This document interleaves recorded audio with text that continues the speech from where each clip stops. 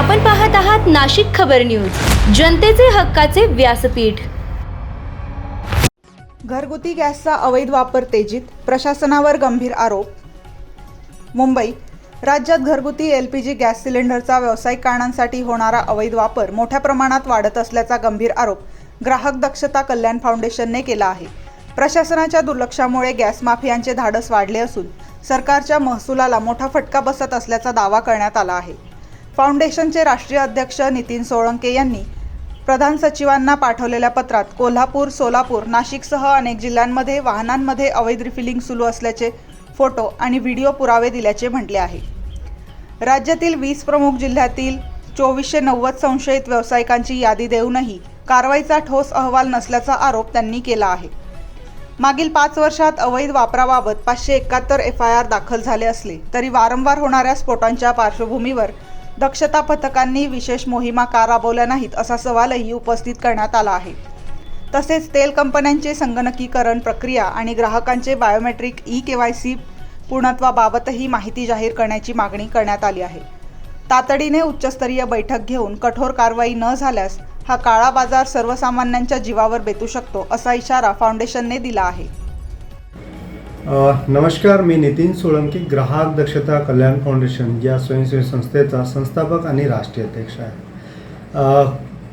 घरगुती गॅस सिलेंडरचा जो अवैध व्यवसाय होत आहे त्या संबंधात आम्ही अनेक तक्रारी पुराव्यासह संबंधित विभागाला दिलेल्या आहे, जसं की पोलीस विभाग असेल किंवा पुरवठा विभाग असेल, परंतु त्यावरती ठोस काही कारवाया झालेल्या नाही आहे।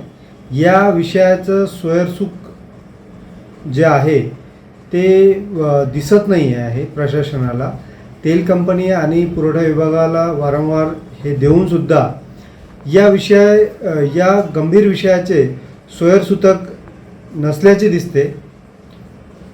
कोणत्याही शहरातून ठोस कारवाई झालेली आम्हाला दिसत नाही आहे। त्याचसाठी आम्ही राज्य पातळीवरती एक आढावा बैठक घेण्याकरिता माननीय सचिव साहेबांना विनंती केलेली आहे, परंतु गंभीर गोष्ट अशी आहे की त्यांचे जे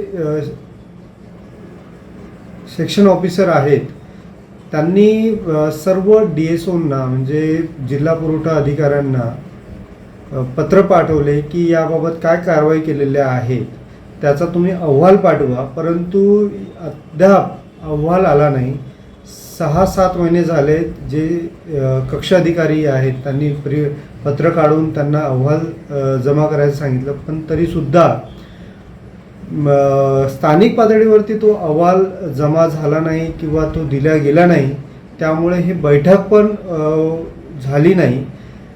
मला असं वाटते की सरकार यामध्ये गांभीर्य नाही आहे त्यांना, कारण का हा जो काळा बाजार आहे तो काळा बाजार खूप मोठ्या प्रमाणात वाढत आहे आणि घरगुती गॅस सिलेंडरचा काळा बाजार जर म्हटलं तर हा जीवावर बेतणारा काळा बाजार आहे। यामध्ये खूप मोठा स्फोट होऊन जीवितहानी होण्याची शक्यता आहे। तरीसुद्धा यामध्ये सरकार इतकं गांभीर्य का नाही घेत आहे हे मला समजत नाही।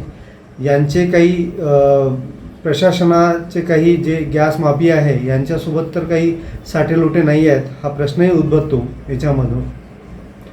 परंतु आम्ही हा जो प्रश्न आहे, हा जो मुद्दा आहे, याला धरून आम्ही काम करू, याला अद्याप सोडू नये। सरकार एक दिवस जागे होणार आणि निश्चितच याच्यावरती कारवाई करणार अशी आम्हाला अपेक्षा आहे। धन्यवाद।